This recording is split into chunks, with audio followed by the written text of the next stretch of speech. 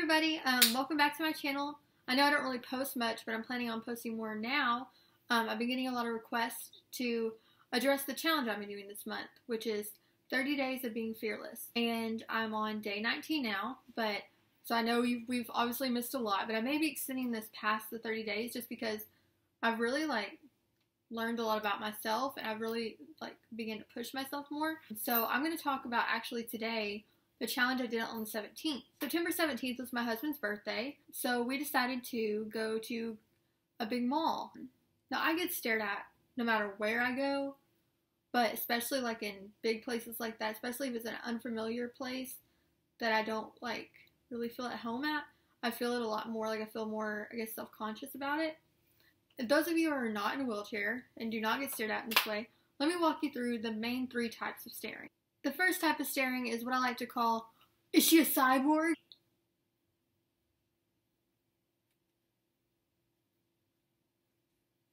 The cyborg stare is super awkward, but it's usually with kids, so I can ignore that because some kids really have never seen a person in a wheelchair before, and they may think I'm a cyborg, and honestly, it'd be kind of cool to be one, so I mean, whatever. But if it's an adult, it's like, dude, calm down, bro. The second kind of stare is the I'm not staring at you. What do you mean? No, I just happen to be looking in your direction.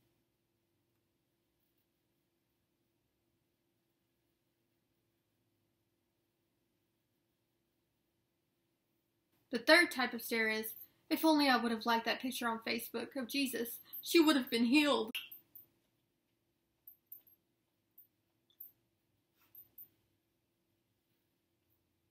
The major problem with staring is just the fact that it takes away from the person with the disability being a person, and it focuses solely on the disability. It's kind of the same thing if you're nice to a girl just because she has big boobs, then that kind of takes away from her being an intelligent woman or being a hard worker. And if you're staring at someone because you feel sorry for them, everybody has crap to deal with. People in wheelchairs do too. People who are not in wheelchairs do. So there's not really a reason to feel more sorry for one person. We all have the human condition. We all have lots of crap to deal with. So there's no need to feel sorry for someone. If you see someone that you think needs help, hell yeah, help them. So some of you may be wondering, how did this staring thing translate to my 30 days of being fearless? If you get stared at every day, how is that breaking a fear? Well, the tables turn because this time I stare back. I'm eye level with butts all day long, which is not necessarily a bad thing because I like a nice booty. It's easy for me to avert eye contact with people, just pretend like I'm looking at where I'm rolling or I'm just looking straight ahead. So it's easy for me to kind of deflect and ignore the stares.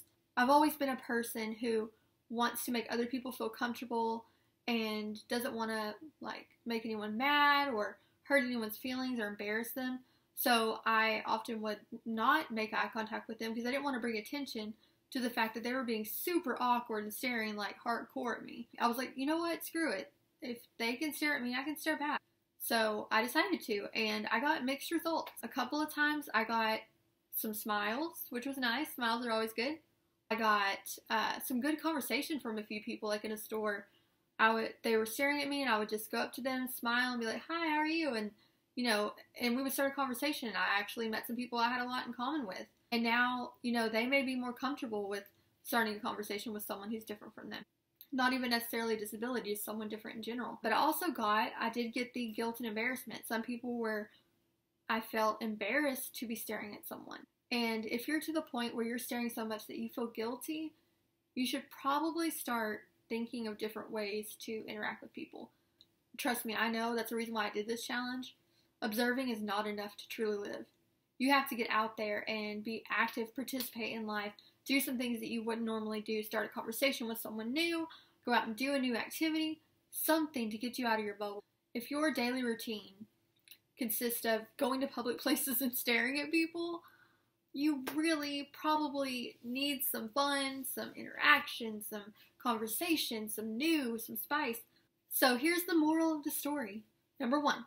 Never feel like anyone else's comfort is more important than yours. I mean, why would you be feeling uncomfortable being stared at be any different than someone else feeling uncomfortable for staring at you? How is their comfort any more important than yours?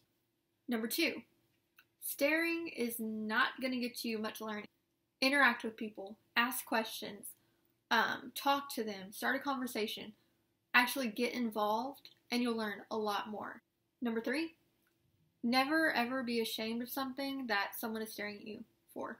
If you are in a wheelchair, if you have purple hair, my husband gets stared at a lot for his purple hair. If you're plus size, if you have one hand that's made of chicken strips. Why did I say that? I don't know. Forgot what I was going to say.